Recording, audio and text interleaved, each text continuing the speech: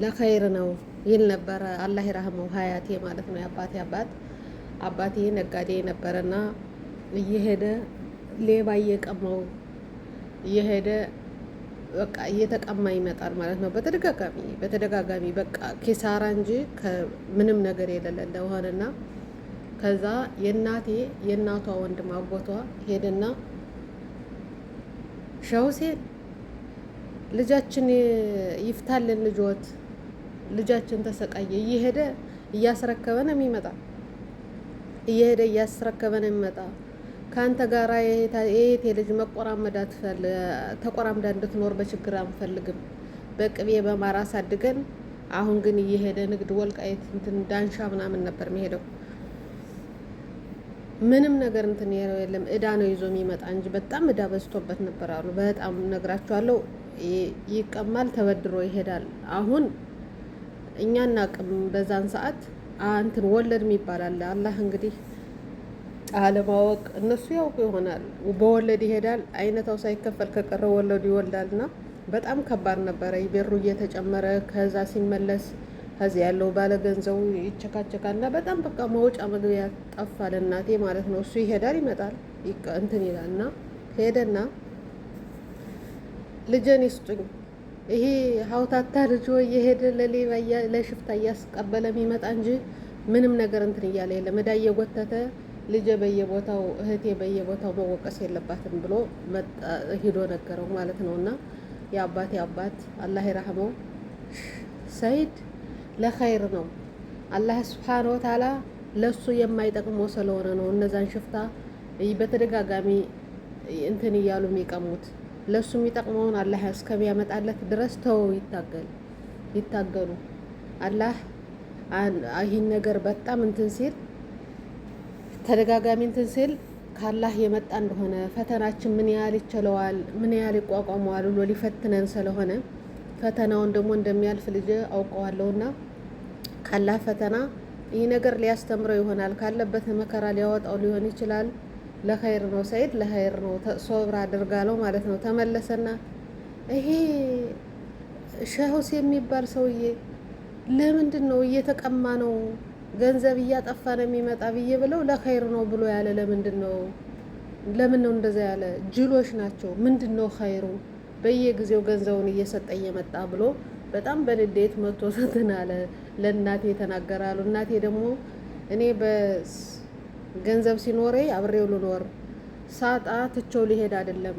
የትዳር አጋሬ ባለበት ሁኔታ ተቋቁመን መክፈልም ካለብን መሞትም ካለብን ከፍለን እንወጣለን እንጂ እናንተ ስላላችሁ እኔ ባሌን ትቼ አልሄድም ብላ ሀዛዋ ቤት ቁጭ ብላ ብዙ ችግሮች አሳልፈዋል። በነገራችን ላይ እኛ ሳንወለድ ያንን ነገር እንትን ብለው ግን ያን አልፎ ነገሩ ወዳው ተከፍሎ ምን ብሎ የተሻለ ቦታ ላይ ሆነው እነሱ እንኳን አበዳሪ ገንዘብ የተቸገረ ልክ በእነሱ ውስጥ ያለውን እያገዙ ከዛ ውስጥ እንዲወጣ የሚያደርጉ ቤተሰቦች ጠንካራ ቤተሰቦች አሉን ማለት ነው። ለእኛ በጣም በተደጋጋሚ ይነግሩናል። እንደዚህ አይነት ነገር ጫማ፣ ልብስ በመጣ ቁጥር እንትን ስንል እኛ እዳችን እስከምንከፍል ድረስ በአንዲት ልብስ ተንጠልጥለን ስንት ዓመት ቆይተናል። ችግርን አሳልፈናል፣ ብዙ መከራ አሳልፈናል። አሁን ያለንበት ቦታ የደረስነ ዝም ብለን አይደለም እያሉ ቁጭ አድርገው ይነግሩናል ማለት ነው። አለን ገንዘብ ለእናንተ አሁን የፈለጋችሁ መግዛት፣ ግን ያን መሆን የለበትም። በአንድ ደቂቃ ውድመት ስላለ እናንተ በችግር ጊዜ እንድትቋቋሙ ችግርንም እንድትቋቋሙ አድርጌ ነው ማሳድጋችሁ እንጂ አጨማርቄ አላሳድጋችሁም ይለናል ማለት ነው አባታችንና እናቴም አላህ ይርሐማት ጠንካራ ነበረሽ። ያንን ውላዳ ከፍለው እነሱ ሰዎችን አጋዥ አባት የሌለው እናት የሌለው የቲሞችን አሳድገው ደግሞ ብቻ ምተው መሰላችሁ ድረው ቤት እንትን ብለው ምናምን የሚሰጡ ጀግና እናት አባት አሉኝ ማለት ነው። አልሐምዱሊላህ እና ተፈትናችሁ ስታልፉ ጠንካራ ትሆናላችሁ። ሰይድ ደግሞ ሳውዲ ባለው ነገር በሚያደርገው ነገር እኔ ብዙም እንትን አልም ነበር፣ ግን መጨረሻ ላይ ታስሮ የሄደበት የሆነው ልጅ ታግቶ በዛ ጉዳይ በጣም ተከራክሮ ነው በዛ ጉዳይ ታሰረ፣ ተፈታ። መጨረሻ ላይ አሳፍረው ሰደዱት። በዛ ነው ማለት ነው። በሚያደርገው ፖለቲካ ምናምን ሳይሆን በልጁ በገታው እንትን ባለው በተከራከረው እናንተ እንደዚህ ካደረጋችሁ ካለው ማለት ነው እንትን ያለው እና በዛ በጣም አዝኜ ነበረ። አሁነኛው የዱባዩ ግን አላሳዘነኝም። ቢያንስ ሂዶ ከዛ እስር ቤት አይቀበለውም የሚለው ነገር ነበረኝ ማለት ነው። የዛን ጊዜ ግን ሂዶ እስር ቤት ከዛ ተቀብለው ፖሌ ላይ እስር ቤት ያገቡታል። ብዙ ኬስ ስላለበት በፖለቲካውም አብሮ ምናምን ሲል ስለነበረ አብሮ እንትን ያው እነሱ ብዙ ጊዜ በእንትኑ በግጥም ምናምን እንትን ነበረ። እሱን አልወድለትም በነገራችን ላይ ግን ዱባይ ሲመለስ ደግሞ ደስ አለኝ። ከነገሮች ሁላ ቆጠብ ብሎ ስራውን ብቻ ሲሰራ ነው የነበር። እኔ ዱባይ ገብቶ ስለ ፖለቲካ ስለ ብሔር ሲያወራ ሰምቼው አላውቅም እውነት ለመናገር። በሀና ጉዳይ ግን ገብቶ ቤቱን ከፍቶ መረጃ ስልክ እየደወለ ካርድ ሞልቶ ከቤተሰብም ከዛም እያለ እችን ልጅ ካለሽበት እውነትም ካለሽ ትውጣ በሚለው በተከራከረው በጀርባ ሁነው ባለ ምንም ይህ ነው ባልተባለ ወንጀል ወደ ሀገር እንዲገባ ትዕዛዝ ተሰጥቷል ሲባል እኔ ምንም እንትን አላለኝም። ማለት አላህ ሱብሓነሁ ወተዓላ ያንዱን በር ሲዘጋ የተሻለ በር ሊከፍትለት ነው።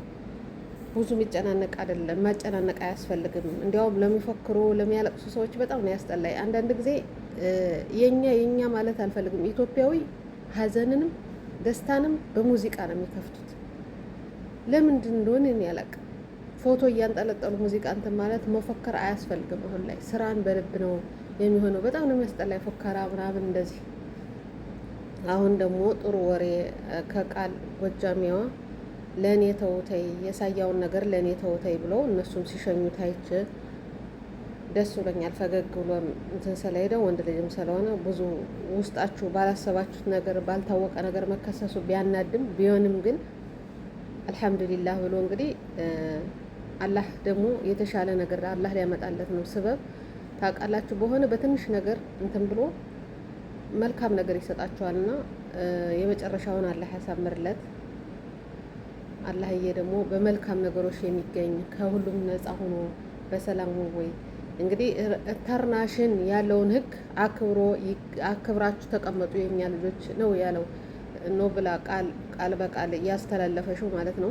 ህግ እንደ ህግ ይከበራል።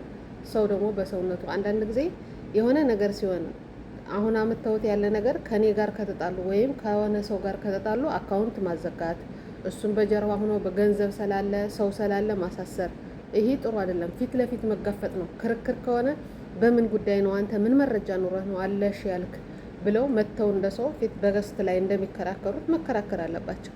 እውነተኛ ከሆኑ ያሸንፋሉ። እውነተኛ ከሆኑ ደግሞ እሱ ስም አጥፊ ሆኖ ከሆነ በስም አጥፊ ፊት ለፊት ከሶ ቅጣቱን እንዲያገኝ ማድረግ ይቻላል እንጂ በውስጥ ለውስጥ በጀርባ እንትን ተብሎ አስጠርቶ እንትን ማለት በጣም ያኔ እኔ ወንድነት አለውም። በነገራችን ላይ ወንድነት አይለው እሜት ይሄ ታውቃላችሁ እንትን ብሎ እንደዚህ ቢባል የሚል ሴት ነው እንጂ ወንድ አይደለም። ሴትም ጀግና ሴቶች አሉ ብዙ። ያው ተለምዶ ሴት ነህ ማለት ነው የሚባለው ነው እንጂ ጀግና ሴት እነዚህን ሴቶች ይበልጧቸዋል ማለት ነው። እና በጀርባ እንደዚህ አይነት ነገር በሰው ግፍ እህት ያላችሁ ምን ያላችሁ ሌላ ነገር አዛውራችሁ ሀናን ለመጉዳት ሰይድ ወረባቦንም ከስራው ለማባረር ባደረጋችሁት ነገር ደስ አይበላችሁ። እንግዲህ ነገሮቹ ወደ ሌላ ወደ መልካም ነገር እንትን ብለዋል። ደስ አይበላችሁ። ጠላት ያራል፣ እኛ ደስ ብሎናል። ለሱ ጥሩ በር ትከፍቱለታላችሁ። ምቀኛ በበዛ ቁጥር ምቀኛህን ከሀዘንህ ላይ ጥራው እና ያለው እውነትን ነው ኡስታዝ።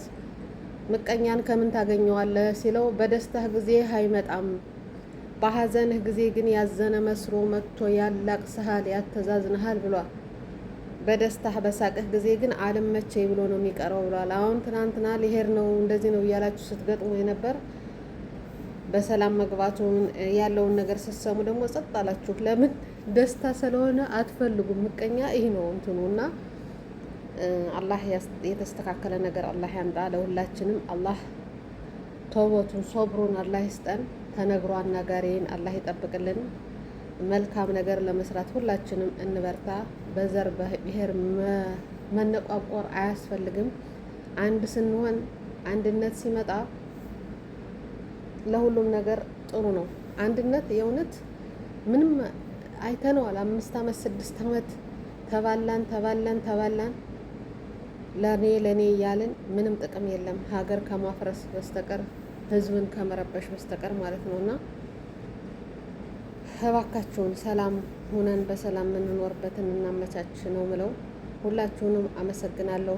በአንድነት ስንሰራ፣ በአንድነት ስንኖር፣ አንድ ስንሆን ለሁሉም ነገር ጥሩ ነው ማለት ነው። አንድነት ታውቃላችሁ። ቆይ ያሳያችኋለሁ። ይህም ቤት እንግዲህ አንድ ሰው ብቻውን ያንን ጣራ ለመስቀር በጣም ይታገል፣ አይሆንለትም፣ ጭራሽ አይሞክረውም። ለጋራ ስትሆኑ፣ ሰብሰብ ስትሆኑ፣ ጠንከር ስትሉ ደግሞ ያንን መስራት ትችላላችሁ ማለት ነው። አሁንም አንድነት ነው የሚያስፈልገን። አንድ እጅ አያንጨበጭብም እንደሚባለው አንድነት አስፈላጊ ነው። አላህ ይጠብቃችሁ ውድ የሀገሬ ልጆች፣ በያላችሁበት አላህ ይጠብቃችሁ። ጠላቶችም ምቀኞችም እንግዲህ ምንም ማድረግ አይቻልም። ምንም ማድረግ አይቻልም። ኸይር ነገር ይዞ ይመጣል። አንዳንድ ጊዜ ፈተናዎች ሲበዙ መደንገጥ የለብንም። ያንን ነገር ለመቋቋም መታገል አለብን። ህመም ሊሆን በብዙ ነገር ትፈተናላችኋል።